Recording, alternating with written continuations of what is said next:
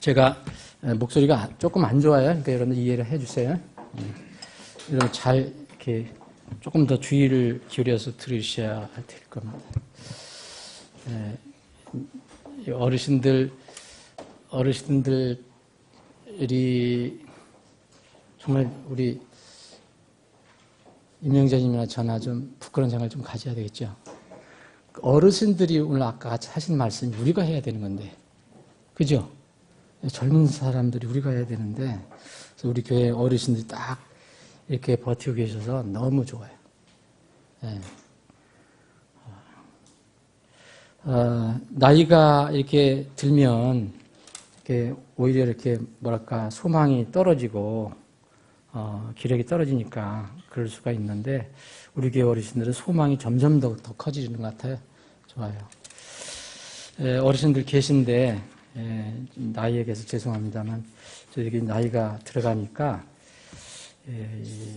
없던 그런 증상이 가끔가다 나타나요. 뭐냐면, 이게, 누선이 자주 자극된다. 애들은 잘 누선 자극 안 되죠. 배고프거나 이렇게 아프거나 뭐, 그럴 때, 얻어맞거나 그럴 때 울지만, 나이가 자꾸 먹으면 이 누선이 쉽게 자극이 돼요. 그래서 어르신들 잘 섬겨야 돼요. 어르신들 나이가 들수록 아이들처럼 된다잖아요. 네, 지금 이 찬송 몇 장인가? 378장인가? 네. 우리 거기에 후렴절이 참 제 누선을 또 자극하네.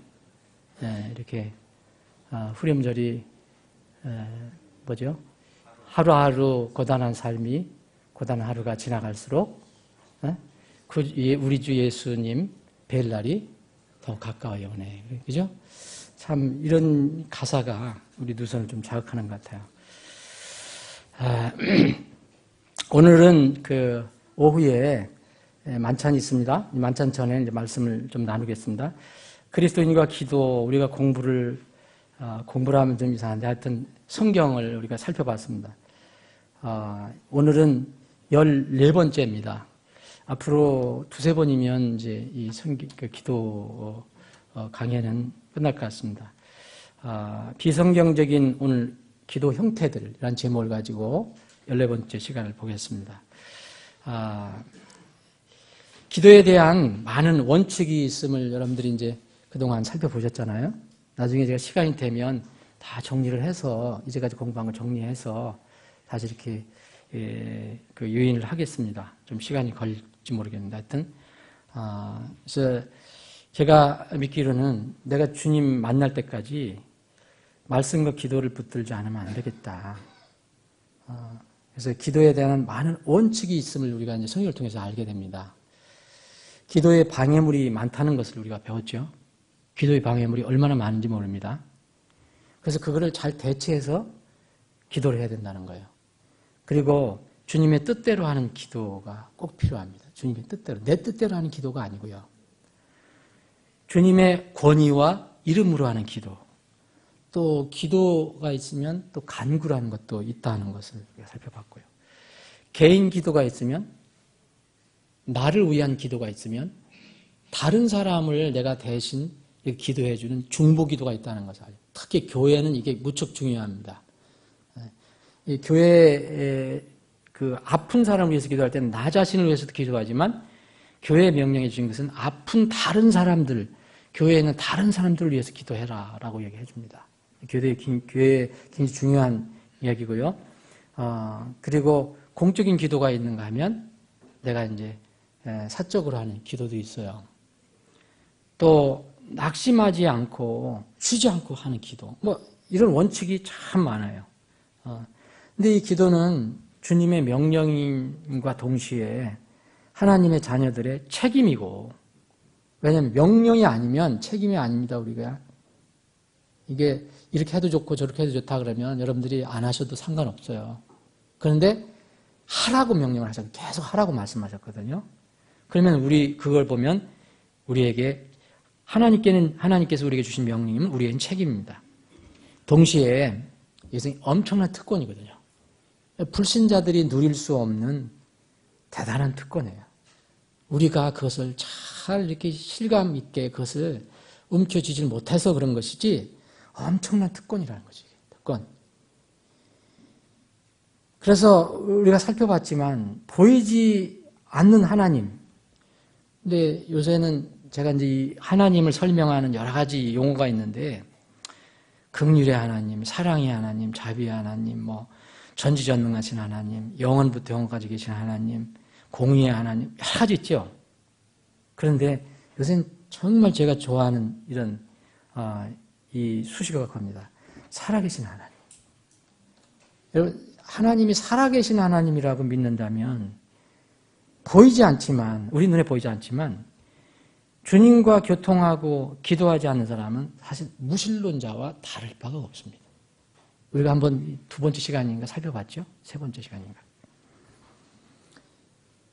그래서 더 나가면은 사무엘은 내가 기도하지 않는 죄를 범치 않겠다 얘기하는 결단을 합니다.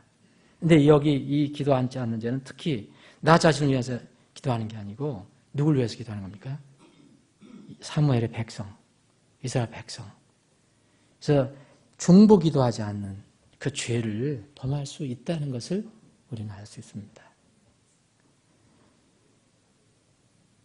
사무엘상 12장 23절에 보면 나로 말하건대 너희를 위하여 기도하기로 심으로 그랬어요.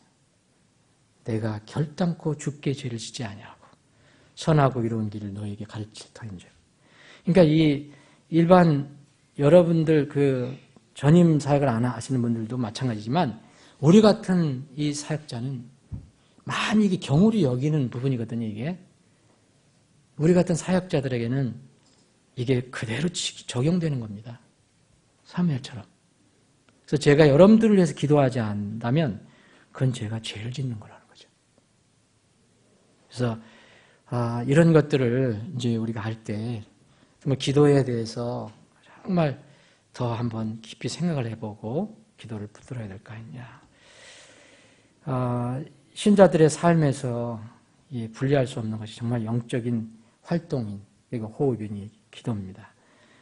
열심히 그리고 간절히 해야 합니다. 그런데 마귀는 우리의 기도 생활 어떻게 생각할까요? 여러분 지금 제가 요새 자주 그런 말씀 드리는데 여러분 영적인 세계 믿으시죠? 혹시 여러분들 영험하셔서 지금 눈 감았다가 뜨시면 영적인 세계 바라보실 수 있는 분 있어요? 혹시 영험하신 분 없어요? 눈 뜨면 쫙 보이시는 분. 그런 분들 가끔가다 있잖아요. 왜 기독교에 보면 투시하신다는 분들 있잖아요. 아마 여러분들 그렇게 어려울 거예요. 그거 안 될 거예요. 그런데 성경은 하나님은 살아계신 하나님은 마귀가 있다. 우는 사자처럼 삼킬자를 찾아 헤매고 다닌다고 우리 얘기를 하거든요. 하나님은 살아계신 하나님인데 하나님께서 그 마귀를 무적행에 집어넣기까지 여전히 마귀도 살아서 지금 열심히 움직이고 있습니다. 그러면 마귀는 우리 기도 생활에 관해서 어떻게 생각할까요? 소극적으로 생각하면 최소한 무관심하지 않다는 거예요. 여러분들이 기도 생활하는 거에 대해 절대 무관심하지 않다. 적극적으로 얘기하면 여러분들의 기도 생활에 적극 개입하려고 한다 이겁니다. 그래서 기도 생활을 하지 않게 하는 겁니다. 여러분 아무리 머리가 뛰어나고 뭐 성경을 뭐 많이 알고 그래도 기도하지 않는 사람은 위험한 사람입니다. 여러분 요새 이제 구원파 얘기가 많이 나오는데 속칭 구원파는 성도들의 교제가 기도라고 해서 기도를 잘 안 합니다. 여러분 그거 아시죠? 아시는 분은 다음 주에 한번 좀 살펴볼 겁니다. 이 공식적으로 뭐 예배 드릴 때는 누가 이렇게 대표는 하는가 봐요. 그런데 삶 속에서 이 기도를 하지 않는다고 합니다. 밥 먹을 때도 그 감사하는 건 당연한 거거든요. 그러죠? 그런데 그거 하나님이 영이신데 우리가 그렇게 한다고 들으시냐 뭐 이런 정도로 얘기하는 사람도 있고 또 성도들이 모이는 것이 이렇게 서로 말하고 주고받는 것이 기도라고 생각한대요. 정말 똑똑한 것 같지만 마귀의 이 전략에 빨려 들어가는 겁니다. 그래서 기도를 전반적으로 부정합니다. 왜냐하면 기도 생활 하지 않으면요, 사실 신앙생활이요, 황폐해져 가기 시작합니다.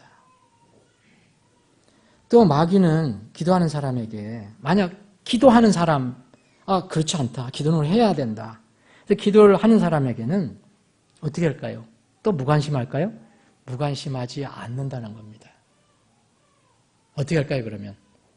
그 기도가 하나님께 상달되지 않도록 계속 방해하거나 무효화하는 노력을 한다는 것이죠.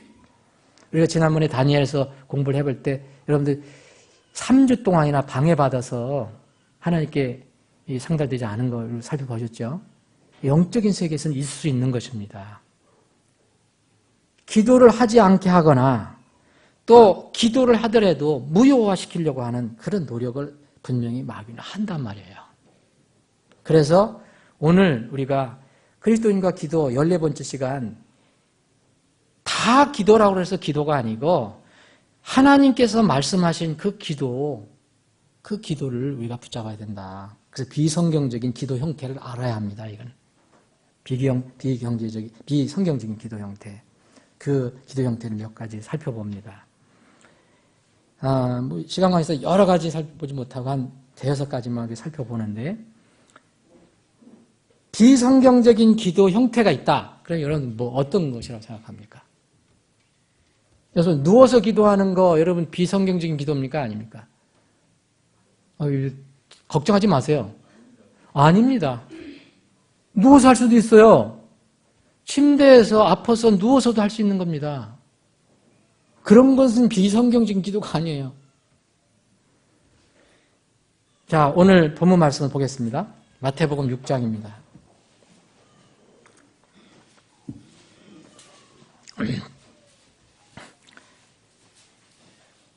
나은이가 오늘 설교 듣고 싶어 하는데,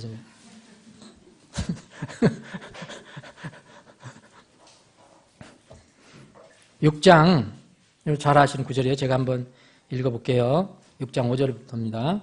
또 너는 기도할 때에 위선자들과 같이 되지 말라. 그들은 사람들에게 보이려고 회당과 거리 모퉁이에 서서 기도하기를 좋아하느니라. 진실로 내가 너에게 이르노니 그들은 자기 보상을 받았느니라.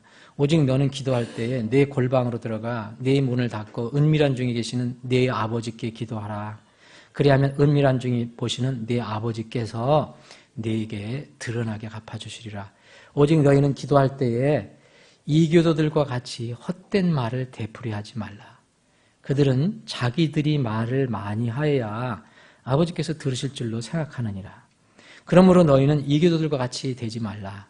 너희가 너희 아버지께 구하기 전에 그분께서 너희에게 필요한 것들을 아시느니라. 그러므로 너희는 이런 식으로 기도하라. 이런 식으로 기도하라. 하늘에 계신 우리 아버지여, 아버지의 이름이 거룩히 여겨지게 하옵시며 하나님의 아버지의 왕국이 임하옵시며 아버지의 뜻이 하늘에서 이루어진 것 같이 땅에서도 이루어지다.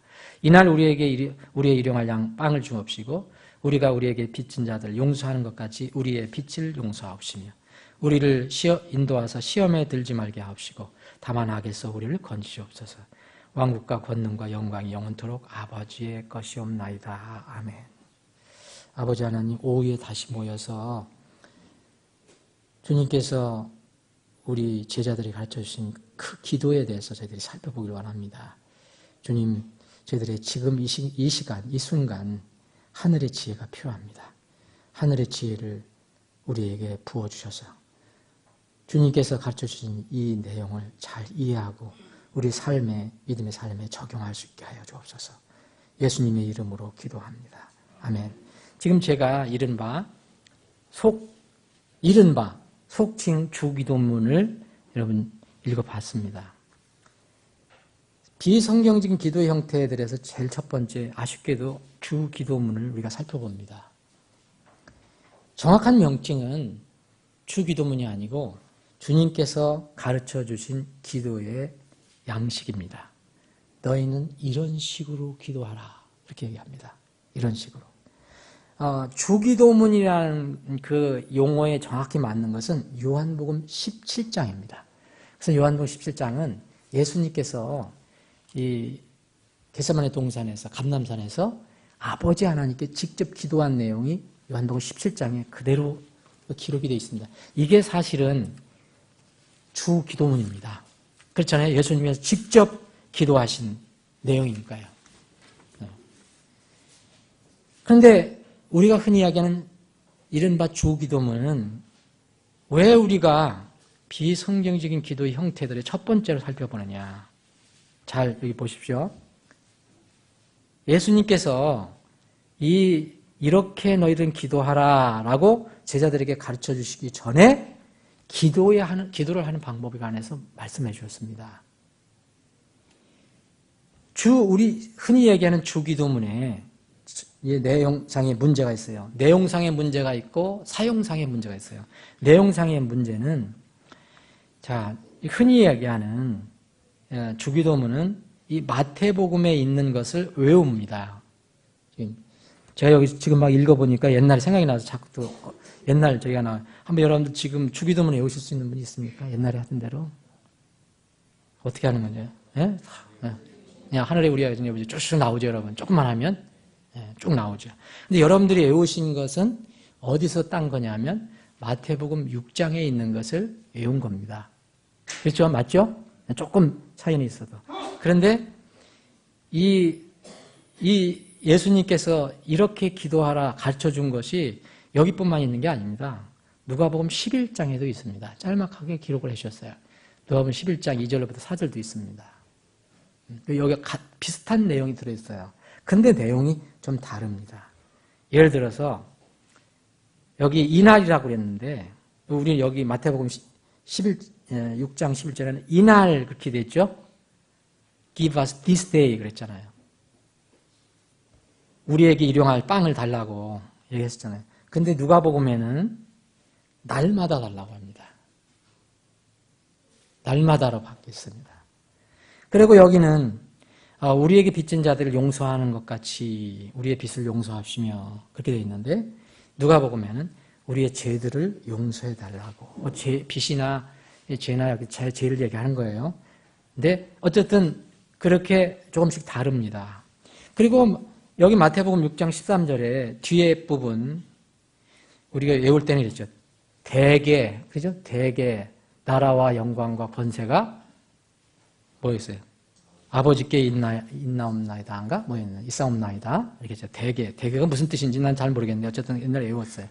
근데 이 부분이 누가복음에는 없습니다. 완전히 없어요. 이른바 주기도문에.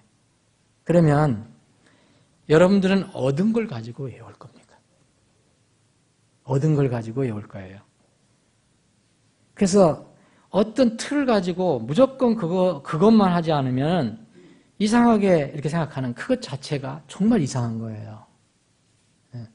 이거를 하면은 누가복음을 얘기할 수도 있고 마태복음도 얘기할 수 있는 거예요. 또 하나 내용상의 문제는 여기 일용할 빵을 주옵시고 그랬죠. 일용할 빵을 주옵시고. 여러분 매일 여러분들 아침에 일어나시면 기도하실 때 오늘 주님 오늘 먹을 아침 끼, 점심 끼, 저녁 끼 꼭 주세요. 이 기도하십니까? 뭐 그렇게 기도하실 수도 있겠죠. 근데 매일 일용할 빵을 달라고 하는 지금 여러분들 그렇게 기도하는 건 맞지 않습니다. 요새는 뭐라 하시냐면 하나님 그래 그러면 너 부지런히 가서 일해. 그러시거든요. 근데 이건 왜 그렇게 하셨느냐? 당시 상황에 맞는 기도입니다. 여러분 마태복음 이제 10장을 보시면 12제자가 선택을 받아서 이제 파송이 돼요. 그리고 이 누가복음에 보면 또 10장에 보면 70인의 제자가 나가요. 근데 이 사람들의 특징이 뭐냐면 아무것도 갖추지 않고 나가는 겁니다. 먹을 거 입을 거 생각을 안 해요.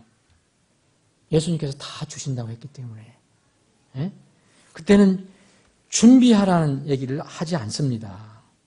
여기에 보면 마태복음 10장에 보면 12제자를 이제 선택해서 보내시잖아요. 너희가 거저 받았으니 가서 거저 줘라. 너희 돈주머니에 금이나 은이나 노술 준비하지 말라. 여행을 위해 진보다리나 덧옷두벌이나 신이나 지팡이를 준비하지 말라. 그러면서 뭐라냐면 일꾼이 자기의 먹을 것을 받는 것이 마땅하니라. 그러면 이제 돌아다니잖아요. 그럼 집에 다녀요. 마을 도시 들어가서 거기에서 어느 집에 들어갈 때 그 집에 복음을 전하고 뭐 기도해주고 할 때 거기서 차린 것을 그냥 먹어라 이거예요. 주님께서 다 주시는 겁니다. 네? 누가복음 9장도 마찬가지로 비슷하게 되어 있어요. 여기서 누가복음 9장을 보면 이런 말씀이 있거든요. 누가복음 9장 9장 1절도 마찬가지고 12제자를 이제 부르시잖아요. 그리고 권능을 주셔요. 그리고 하나님의 왕국을 선포하라고 그래요. 병들을 고치라고 그래요. 3절에 보면 누가복음 9장 3절은 그들에게 이르시되 여행을 위하여 아무것도 취하지 말라. 지팡이들이나 짐보따리나 빵이나 돈도 취하지 말고 덧옷도 두 벌 취하지 말라. 너희가 어느 집에 들어가든지 거기서 머물다가 거기에 머물다가 거기서 떠나라. 누구든지 너희를 받아들이야 하지 아니하거든 너희가 그 도시에서 나갈 때 너희 밭에서 그 먼지를 떨어버려 그들 대장을 증거로 삼으라. 그들이 다니면서 복음을 선포했다. 그렇게 나옵니다. 근데 누가복음 거기에 10장에 보면 이제 70인의 제자를 또 보내거든요. 12사람 말고 또 70인을 보내요. 똑같아요. 원리는 이겁니다. 예수님 계셨을 때 갈지어다 3절 보면 갈지어다 보라 내가 너희를 보내는 것이 어린 양을 이리들 가운데 보내는 것 같도다. 돈주머니나 짐보따리나 신을 가지고 가지 말며 길에서 아무에게도 문안하지 말고 어느 집에 너희가 들어가든지 먼저 이르되 이 집에 이게 화평이 있을지어다 하라. 만일 화평의 아들이 거기 있으면 너희 화평이 그 집에 머물 것이요 그렇지 않으면 그것이 도로 너희에게 돌아오리라. 그 집에 머물며 그들이 주는 것들을 먹고 마시라. 일꾼이 자기 품삯을 받는 것이 마땅하니라. 마태복음 10장 10절하고 원리가 똑같습니다. 이 집에서 저 집으로 가지 말라. 너희가 어느 도시에 들어가든지 그들이 너희를 받아들이거든 너희 앞에 차려놓은 것들을 먹고 그들을 도와줘라. 이렇게 얘기하거든요. 자, 여기에 이게 있습니다. 제자들이 예수님께서 그 제자들에게 가르쳐 주신 것은 너희들은 매일매일 내가 공급해주는 빵으로 지금 살 수밖에 없다. 특히 제자들, 이 임무를 맡고 떠난 사람들. 그래서 매일매일 일용할 양식이 필요했습니다. 그래서 주님께서 그렇게 얘기해. 하늘아버지께 그렇게 기도해라. 일용할 빵을 주옵시고. 이 시대에는 사실 안 맞습니다. 물론 하나님이 다 공급해 주시는 거지만 이미 대사할까 전후서 말씀이 나왔는데 거기서는 일하기 싫어하거든 빵도 먹지 말아라고 되어 있어요. 그거 하나님 말씀이거든요. 일 안 하고 빵만 달라고 그러면 주냐? 아니다. 이 기도는 우리에게는 지금 상황에는 그렇게 맞는 것이 아니다는 거예요. 두 번째, 사용상의 문제가 있어요. 내용상의 문제가 있고 사용상의 문제. 사용상의 문제는 오늘 주님께서 말씀하신 그겁니다. 본문을 보면 오늘 마태복음 6장 보면요. 예수님께서 뭐라고 가르쳐 주셨습니까? 외식적으로 기도하지 말라는 거예요. 외식적. 다른 사람들이 잘 듣게, 다른 사람들에게 보이려고 위선자들처럼 하지 마라. 이미 위선자라고 그래요. 하나님께서는, 이 예수님께서는 이런 사람들을 위선자라고 그래요. 위선자. 이 사람들은 남을 신경 써서 기도하는 거 아닙니까? 거창하게 미사여구를 다 동원해서 기도하는 거, 그래서 썩 좋은 거 아닙니다. 혼자 하는 건 상관없지만, 예? 그래서 보면 왜 그런 게 있잖아요. 뭐 이게 그 일반 교회 대표기도 할 때 보면 그런 게 있어요. 뭐 대표기도가 잘못된 건 아닌데 정말 다른 사람들 신경 쓰지 말고 하라는 거예요. 그래서 너는 기도할 때 골방으로 들어가서 은밀하게 하라. 아버지께서 다 아신다. 그래서 7절에 보면 너희는 기도할 때 이 기도도 같이 헛된 말을 되풀이하지 말라. 영어로는 이렇게 써요. vain repetition. 그래서 뭐냐면 반복의 헛됨이에요. 그러니까 헛된 반복이에요. 반복하는 건데 반복하는 것 자체를 나쁘다고 말씀하신 게 아닙니다. 헛된 반복이에요. 우리가 쉬지 말고 기도하라. 끊임없이 기도하라. 매일 저녁 기도하라, 아침 기도하라. 이건 뭡니까? 반복이 될 수가 있는 거예요. 반복이 될 수 있는 거예요. 그런데 여기서 뭐 예수님께서 말씀하신 반복해서 기도하지 말라면 성경이 틀려요. 그런데 여기서 헛된 말이 하는데 헛된 반복을 하지 말라는 거예요. 누가 어떻게 하느냐? 특징이 바로 이기도들이다. 이교도들은 누굴 얘기합니까, 여러분? 여러분 대부분의 기독교를 뺀 그 다른 이 종교에 보면 거의 주문이 있습니다. 그들 나름대로 기도문이 있습니다. 기도문. 그런데 이 로마 카톨릭도 이게 대단하죠. 로사리오 기도문 같은 거. 그리고 이교도들도 그런 기도를 많이 하거든요. 무슨 뜻인지도 모르고 외워서 반복적으로 하는 겁니다. 이걸 예수님께서 뭐냐면 이거 이교도들이 하는 것처럼 하지 마라. 이교도들은 어떻게 한다 그랬어요? 그들은 자기들이 반복을 많이 하면 500번 암송했다, 1000번 암송했다 그러면 좋은 걸로 생각한다. 근데 그게 아니라고 그랬잖아요. 이 주님께서 가르쳐 주신 배경은 바리새인들이 위선적으로 외식적으로 기도하는 것과 또 이교도들이 기도 방법을 헛되게 지금 취하고 있다. 헛된 반복을 하는 의례적인 기도는 하지 마라. 근데 이게 주님께서 가르쳐 주셨는데 이게 성경에 기록되어 있어요. 근데 이게 기독교에 여러분 잘 살펴보세요. 초세기에서부터 이 교회사를 보면 여기에 자유롭지 않습니다. 기독교가. 초세기 교회라든지 중세기 지하교회 얘기합니다. 이런 데서는 이런 지금 말하는 같은 이 주기도문을 뜻도 모르고 계속 무슨 의식적으로 기도한 사례가 나오지 않아요. 역사적으로도 나오지 않습니다. 언제부터 이게 시작이 됐느냐? 이게 로마 카톨릭에서부터 시작이 됐어요. 그런데 이게 이제 종교개혁을 했지만 여전히 이제 많은 부분이 또 그대로 이게 받아들였거든요. 몇 가지만 고쳤지만 고치지 않은 것이 더 많거든요. 그래서 카톨릭과 같이 굉장히 중요하게 생각하는 교회들이 많아요. 이것을. 개신교는 중요한 순서로 이것을 여깁니다. 심지어 주기도문을 예배할 때 암송하지 않으면 이상하게 생각하기도 해요. 그런데 우리는 잘 생각해 봐야 됩니다. 하나님 말씀을 따를 것인가 아니면 세상의 관습을 따를 것인가. 우리는 이 주기도문의 내용 전체를 부인하는 게 아니잖아요. 예수님이 가르쳐 주신 대로 그것을 우리가 순종하며 가려고 하는 겁니다. 예, 예를 들어 어떤 저기에 보면 어디에도 이 찬송가에 보면 제가 몇 개 가지고 왔는데 이 찬송가에 보면 항상 이 주기도문이 기록이 되어 있어요. 근데 여기에 보면 이 주기도문이 바로 마태복음에 있는 걸 뽑아왔어요. 아까 말씀드린 대로 누가복음에 있는 거는 여기 없어요.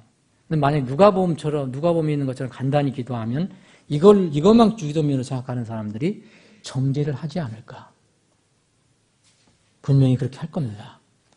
뭐 주기도문을 가지고도 무슨 분별을 한다고 하는데 우리가 주님께서 가르쳐 주신 그 기도 내용을 이제 우리는 받아들이지만 우리에게 적용할 거 있고 또 적용 못할 것도 있는 거. 그러나 가르친 내용은 우리가 인정하지만 이것을 뜻없이 외워서 아무 뜻 없이 반복하는 그런 기도는 주님께서 절대 기뻐하시지 않는 것이다. 두 번째, 이 비성경적인 기도 형태들은 이른바입니다. 제가 이른바라는 것은 성경에서 지지를 받을 수 없다는 거예요. 사도신경입니다. 사도신경이라는 게 여러분 무슨 뜻인지 아시죠? 사도신경. 사도들의 신앙 고백이라는 뜻이에요. 경, 신, 믿을 신, 경.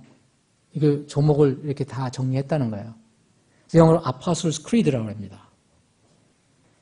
이 사도신경을 보면 내용상의 문제가 있고 사용상의 문제가 있습니다. 결론적으로 먼저 말씀드리면 초세기나 중세기 지하교회나 현대 침례 성도들의 교회에서는 이걸 하지 않습니다.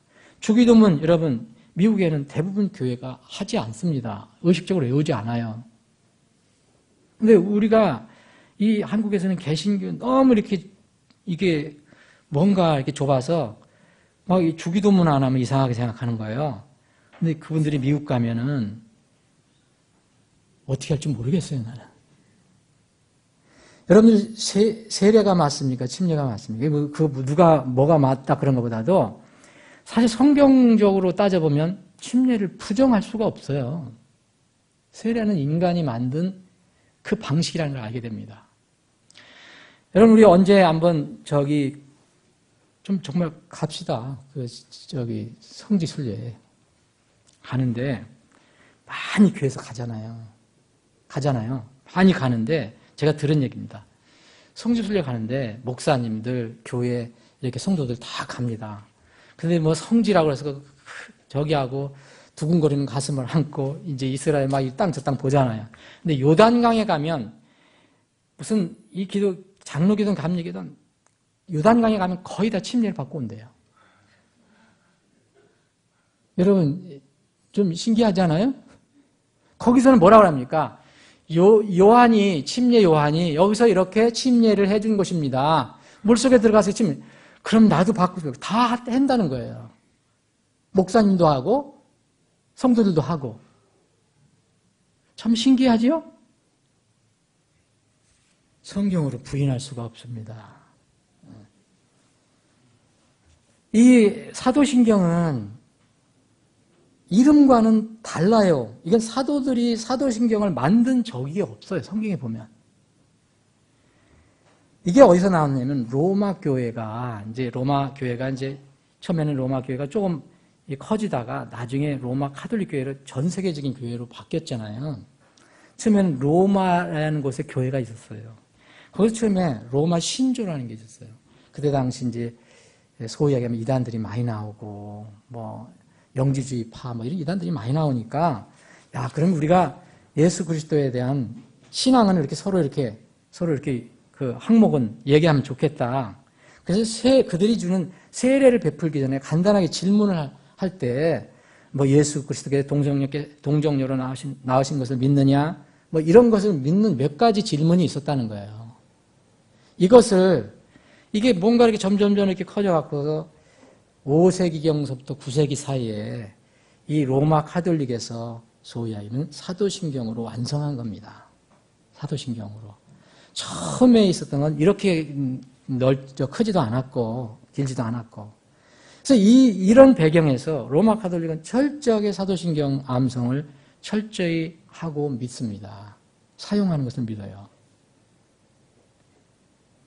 그 배경은 이해는 하지만 이단들 때문에 교리를 강화하기 위해서 그렇게 어떤 경우 신앙의 진위를 파악하기 위해서 그렇게 하는 건 이해를 하지만 초창기에 정말 상대방의 신앙을 확인하기 위해서 한 것과는 너무 차이가 있고요. 그리고 이게 계속 소위 얘기하면 발전이 되어 왔어요. 추가가 되어 왔다는 거예요. 추가가. 여러분들 대부분의 사도신경 보면 이 찬송가에 다 나와 있거든요, 여러분. 찬송가에 여기 친절하게 주기도문 사도신경 다 나와 있잖아요. 그래서 아파솔스 크리드 이렇게 해서 나오는데 이것도 영어로 된 것도 다 조금씩 달라요. 뭘 외운다, 똑같이 안 외운다고 정죄할 필요도 없는 거예요. 그리고 이 내용을 여러분들 정말 유심히 이렇게 한번 들여다보시면 우리가 도저히 우리 신앙으로 고백할 수 없는 게 나와요. 여러분들 그건 뭔지 아시죠? 다 여기는 말씀 안 드리겠어요. 여기 제가 가지고 있는 이 찬송가에 있는 걸 한번 해봅니다. 전능하사 천지를 만드신 하나님 아버지를 내가 믿사오며 그 애들 우리 주 예수 그리스도를 믿사오니 이는 성령을 잉태하사 동정녀 마리아에게 나시고 본디오 빌라도에게 고난을 받으 본디오 빌라도에만 고난 받으신 게 아니거든요. 유대인한테도 받고 다 받았어요. 십자가에 못 박혀 죽으시고 장사한 지 사흘 만에 죽은 자 가운데서 다시 살아나시며 하늘에 오르사 전능하신 하나님 우편에 앉아 계시다가 저리로서 산 자와 죽은 자를 심판하러 오시리라. 성령을 믿사오며 거룩한 공의와 성도가 서로 교통하는 것과 죄를 사하여 주시는 것과 몸이 다시 사는 것과 영원히 사는 것을 믿사옵나이다 하면 여러분 대부분 여기 다 믿으시죠? 그죠? 나쁜 거 여러분들이 대부분 믿는 거 아닙니까? 그런데 여기에 이런 말이 있어요. 성령을 믿사오며, 여러분들 믿고 저도 믿어요. 거룩한 공예와 성도가 서로 교통하는 것과, 이건 생각해 봐야 돼요. 거룩한 공예가 뭡니까? 여기는 우리가 그렇게 번역을 했어요. 거룩한 공예. 여기는 또 뭐라고 되어 있나 봅시다. 여기도 거룩한 공예. 거룩한 것. 그런데 제가 가지고 있는 이 찬송가 3개도 영어는 다 틀려요. 자, 하나는 그 거룩한 공예를 어떻게 했냐면 제가 가지고 있는 The Holy Christian Church라고 했어요. Holy Christian Church. 또 하나는 제가 원래 가지고 있는 이 성경은 The Holy Universal Church. 또 하나 가지고 있는 것은 대부분은 이게 많이 있습니다. The Holy Catholic Church. 이걸 매일 고백을 하는 거예요. 물론 캐톨릭이라는 말이 보편적이고 일반적이라는 뜻이 있어요. 근데 여기는 대문자로 또 썼어요. 그럼 뭘 가르치는지 여러분들 아시죠? 사실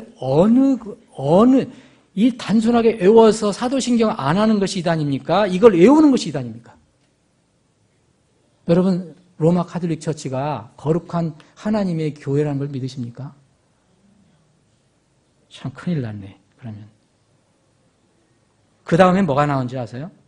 The Communion of Saints라는 게 나와요. 우리가 이렇게 번역했습니다. 성도가 서로 교통하는 것과. 그런데 여러분, 원래 카톨릭 사람들이 이걸 만든 거 아닙니까? 그 가서 한번 물어보시죠. 그렇게 이해하는가? 이건 뭔지 아세요? 성도. 그들은 세인트가 성도라고 하지 않아요. 성인이라고 하죠. 성인의 통공을 믿으며. 그러죠? 성인은 뭘 얘기합니까? 죽은 사람이에요. 죽었어요. 죽은 사람이 나중에 이 사람은 훌륭한 사람이다. 그래서 로마 카톨릭에서 서품을 줘요. 이 사람은 성인이다.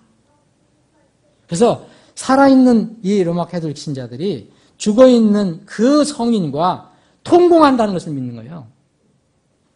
교통한다는 거. 여러분 그거 믿으십니까? 우리는 성도들이 서로 교제하는 거 믿습니다. 그래서 로마 카톨릭이 이렇게 써있어요. 그걸 보고 거룩하고 공본된 교회라고 하고요. 그 로마 홀리 처치를 또 모든 성인의 통공을 믿으며. 로마 카톨릭에서는 세인트를 2가지로 번역을 합니다. 하나는 이 구원받은 성도, 하나는 성인. 근데 성경은 구분이 없어요. 세인트 하면 구원받은 성도를 얘기해요. 그래서 가장 문제가 있었던 이 고린도 교회에도 여러분들 고린도전서 1장 2절을 보면 고린도 교회 성도들에게 뭐라 했어요? 세인트라고 불러줍니다. 영어로 세인트예요. 근데 이 로마 카톨릭 이것을 성인으로만 해요. 성인은 보통 믿는 사람하고 틀린 겁니다. 그래서 죽어있는 사람들하고 통공을 한다는 거예요. 여러분 정말 그렇게 믿는다면, 죽은 성인과 교통한다는 것을 믿는다면 우리는 율법에 의하면 죽어야 돼요. 여러분 믿으시죠? 로마 여기 신명기 18장을 보세요. 강신술사는 죽게 돼 있어요. 강신술사가 뭐예요? 죽은 사람 혼하고 연결시키는 사람 아닙니까? 이교도들이 그게 많아서 율법에 아주 죽이라 그랬어요. 레위기 10장 20절에 보면 부리는 영을 지닌 자는 죽여라 그랬어요. 율법으로. 부리는 영을 가진 자가 뭡니까? 사람들의 영을 불러낸다는 거예요. 영혼을. 이걸 모르고 무조건, 그리고 혹시 이 내용이 다 맞다 하더라도 우리 신앙 고백이 외워서 됩니까? 외워서 되는 게 아니잖아요. 로마 카톨릭이 왜 수많은, 이게 로마 교황이, 로마 콘스탄틴 황제가 이제 이교도였는데 그 사람 죽을 때까지 이교도였어요. 가짜죠. 로마 카톨릭을 기독교를 받아들였어요. 그랬더니 그 밑에 있는 신하부터 국민들이 다 어떻게 했어요? 다 기독교로 개종시켰잖아요. 개종이라는 것은 거듭남하고 다른 겁니다. 거듭남은 나와 주님과의 관계에서 내가 변화돼서 하나님을 나의 구주로 믿는 거죠. 개종은 종 갖다 놓고 칼 갖다 놓고도 개종시킬 수 있는 거예요. 마음은 안 바꿔도. 편리에 따라서 신화들 다 개종하죠. 마음은 안 바뀌잖아요. 그러니까 옛날에 자기들이 믿었던 걸 그대로 또 가져온 거예요. 그러니까 쉽게 말하면 짬뽕이 되는 거예요. 짬뽕. 우리가 중요한 신앙 고백 내용은 인정합니다. 그런데 예배 때마다 뜻없이 반복 암송할 필요는 절대 없습니다. 예수님의 말씀이 더 중요해요. 세상 풍습이 더 중요해요. 저는 마태복음 6장 그대로 믿습니다. 이교도들과 헛된 반복하지 말라고 그랬어요. 우리가 이교도입니까? 그걸 모르고 그냥 무조건 그냥 외워서 반복하는 무슨 뜻도 모르고 신앙은 절대 구원받은 영혼이 살아난 양심으로 인격적으로 내가 고백하는 걸 신앙이라고 하지 외워서 고백하는 게 아닙니다. 여러분 세례 준다고 뭐 몇 항목 다 외워야 돼요. 그래서 그것을 부를 때 아멘 해야지 그 잘못 노면하면 그 세례를 못 받잖아요. 그 외워서 되는 게 아니라 내가 그걸 그렇게 믿느냐가 중요한 거잖아요. 만약 조문을 외워서 자신의 마음과 상관없이 고백하는 것 그런 신앙이라면 그것은 거짓이고 가짜입니다. 하나님께 예배 드리는 사람은 영과 진리로 드리라고 했어요. 구원받은 영, 하나님의 영 안에서 하나님의 진리의 말씀 안에서 드리는 거예요. 비진리 안에서 드리는 게 아닙니다. 말씀드렸지만 미국의 성경을 믿는 교회들은 근본적인 교회들은 사도신경 하지 않습니다. 그리고 그런 교회가 아니더라도 여러분 그리스 정교회 아시죠 여러분? 그리스 정교회, 시리아 정교회, 무슨 이 러시아 정교회, 이집트 콥트 교회 이런 데 하지 않습니다. 그런데 이상하게 한국에서는 이 로마 가톨릭과 개신교에서만 하고 있는데 이걸 안 하는 사람들을 또 공격을 해요. 그래서 여러분들 아마 그런 질문을 받을 수 있어요. 우리 교회는 왜 주기도문을 왜 앞에 뒤로 안 하느냐? 왜 저기 사도신경을 고백하지 않느냐? 우리 매일 신앙 고백하거든요. 그렇잖아요. 찬양으로 하고 말씀으로 하고 교제로 하고. 그런데 그걸 외우지만 않는 것뿐이죠. 내용을 우리가 부인하는 게 아니잖아요. 그래서 이 성경적이지 않는 기도 형태, 주님께 아무리 해도 이게 하나님께 올라갑니까? 안 올라갑니까? 아무 쓸모가 없는 거예요. 쓸모가 없어요. 또 하나, 이 통성, 잠깐 마무리 좀 하겠습니다. 통성기도. 여러분, 통성기도 할 수 있어요. 여러분들이 골방에 들어가서 목소리를 높여서 울부짖을 수도 있어요. 뭐 다급하면 어떻게 합니까? 정말 저도 울며 기도할 때가 있거든요. 그런데 그 통성기도가 개인 기도나 골방 기도까지 방해하면 안 된다는 거예요. 그런데 막 인류적으로 통성기도를 해야 된다는 거예요. 그거는 성경적이지 않습니다. 자, 하나님은 귀먹지 않으셨어요. 저는 젊어서 이렇게 교회 다닐 때 참 어려웠던 게 이게 제일 힘들었던 게 이거예요. 여러 가지 다 있었지만 주여 삼창제도. 저는 새벽기도를 잘 나갔거든요. 주여 삼창제도가 참 왜 이렇게 힘들었는지 모르겠어요. 이렇게 리드한 사람이 하면 좋은데 꼭 같이 하자는 거예요. 그러죠? 이런 경험 있어요? 주여 삼창 하시고 저를 따라서 주여 삼창 하시고 합시다. 자, 시작합니다. 네, 해보실래요? 이렇게 하면서 이제 기도를 하는 거예요. 막 이제 이게 왜 이렇게 힘들었는지 저는 이게 어디서 나왔는지 정말 유례불명이에요. 정말 몰라요. 그래서 성경을 제가 찾아봤어요. 그랬더니 아마도 여기서 나오지 않았나 하는 생각도 들어요. 모르겠어요. 이게 너무 이렇게 일방적으로 생각한다고 생각할 수도 있지 모르지만 여러분 열왕기 18장에 보면 누구 생각나죠? 열왕기 18장에 보면 엘리야가 이 바알 대언자하고 갈멜산에서 싸움이 나오죠. 예? 생각나요, 이제? 예. 그리고 백성들이 있어요. 이게 얻은 것이 옳은지 모르고 우왕좌왕해요. 그래서 이제 엘리야는 혼자고 바알 대언자는 450명이 모였어요. 그래서 과연 내가 믿는 하나님이 진실한 하나님이냐, 너희들이 믿는 그 신이 진실한 하나님이냐, 누가 한번 맞는가 한번 해보자. 그래서 그냥 하잖아요. 그래서 먼저 얘기합니다. 자, 먼저 너희들이 해라. 너희 450명이니까 해봐라. 그래서 거기 이 열왕기상 18장에 보면 너희는 너희 신들의 이름을 부르라 그래요. 나는 여기서는 여호와 하나님입니다. 여호와 하나님 이름을 부르리니 불로 응답하는 신 곧 그분이 하나님이시라. 그래서 이게 소 2마리를 이렇게 쌓아놓고서 이제 번제를 드리려고 하는 거 아닙니까? 그래서 엘리야가 먼저 얘기해요. 25절에 엘리야가 바알에 대한 자들에게 이르되 너희는 많으니 그런즉 너희를 위해 먼저 저 소 하나를 택하여 예비하고 너희 신들의 이름을 부르라. 그러나 그 밑에 불을 붙이지는 말라. 불 붙이지 말고 하나님께서 직접 이렇게 불을 붙이게 하라 이거예요.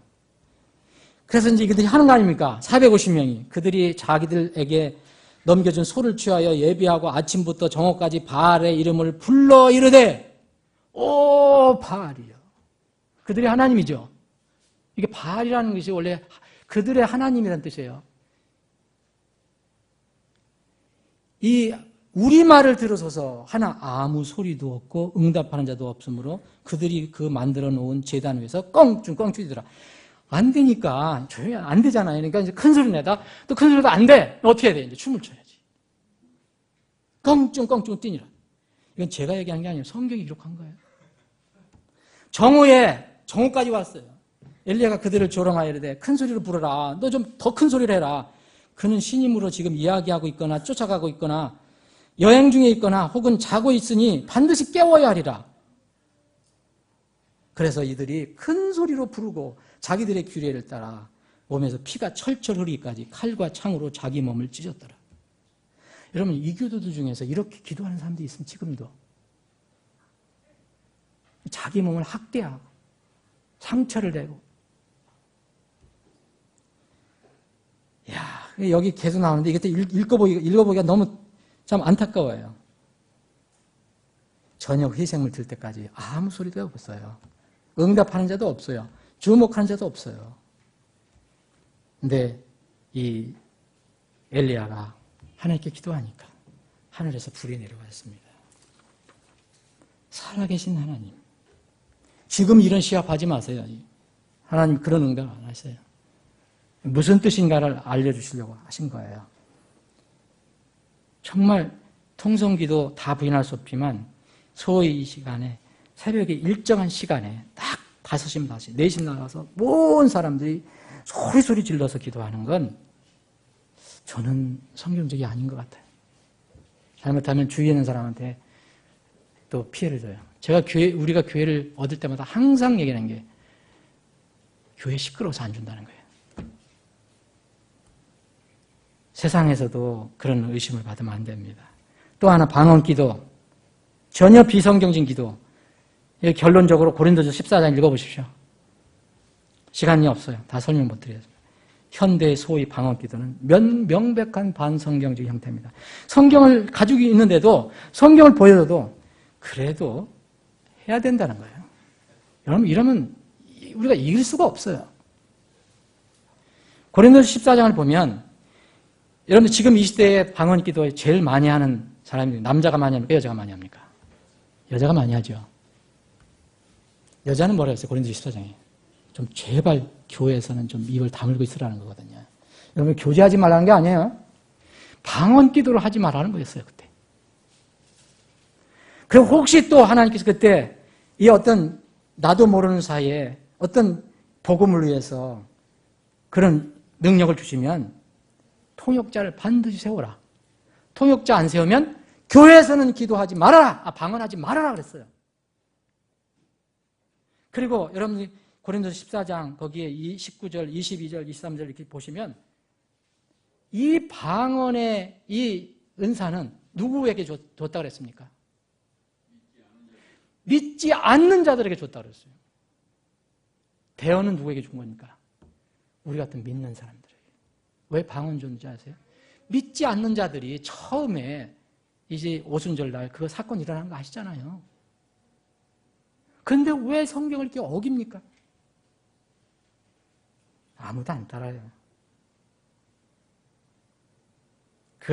이 고린도전서 14장 읽어보면 지금 시대의 방언 기도가 왜 반성경적인가? 하나님 믿는다고 하면서 절대 하나님의 말씀이 아니고 엉뚱한 걸 지금 따라가고 있어요. 예, 또 축복 기도입니다. 여러분 축도 많이, 여러분 우리 교회 오신 분들이 뭐 축도 안 받아서 나중에 서운했다는 얘기 들었어요, 제가. 그런데 서운하실 필요 없어요. 이 축도라는 게 습관이 돼서 들어갔었는데 이게 축도라는 것은 축복 기도라는 뜻이에요. 근데 생각이 뭐냐면 성직자만 축도할 수 있다는 그런 특권 의식을 생각하기 때문에 그런 문제가 생겨요. 제가 성직자면 여러분도 성직자예요. 그러죠? 그리스도 안에 다 성직자입니다. 이건 특권이 아닙니다. 구약과 지금 신약은 다릅니다.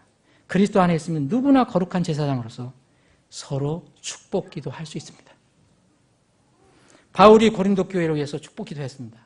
고린도전서 13장 14절이 바로 이 많은 사람 따라서 하는 거예요. 이게 소위 얘기하면 뭐 성령 하나님과 아들 하나님과 아버지 하나님이 뭐 축복하기를 원한다 이렇게 하는 게 있잖아요. 이거를 땄는데 바울이 고린도 교회에 축복으로 기도해 준 겁니다. 그런데 바울만 그런 특권이 있는 게 아니고 고린도 교회 성도들도 똑같이 바울에게 그런 축복 기도를 해줄 수 있습니다. 바울은 교회 성도들에게 에베소 교회에게도 나를 위해서 기도해달라 그랬어요. 골로새 교회에게 나를 위해서 기도해달라. 데살로니가 교회에도 나를 위해서 기도해달라. 여러분 저 목회자를 위해서 기도해 주시기 바랍니다. 부족하지만 왜 기도를 해달라냐? 저 목사 정말 세상 축복, 땅의 축복 많이 받으라. 뭐 축복 주시면 제가 마다는 안 할 거예요. 그런데 그렇게 기도해달라는 게 아니고 목회자로서 하나님께서 주신 사명을 그가 하는 동안만큼은 정말 성경대로 잘 해라. 바르게 해달라고. 그렇게 기도해달라는 겁니다. 마지막으로 이제 신유 기도인데요. 여러분들 하나님께서 우리를 지금 고쳐주실 수 있는 분임을 믿으시죠? 나는 너를 치료하는 하나님이라. 지난주에 우리가 살펴봤습니다. 특별히 병 낫기를 위해서 우리가 서로 기도할 필요가 있습니다. 근데 조심할 게 있습니다. 여기서 명령 기도라는 게 있는데 이 용어가 만자만 몰라요. 저는 이것을 들을 때마다 참 안타까워요.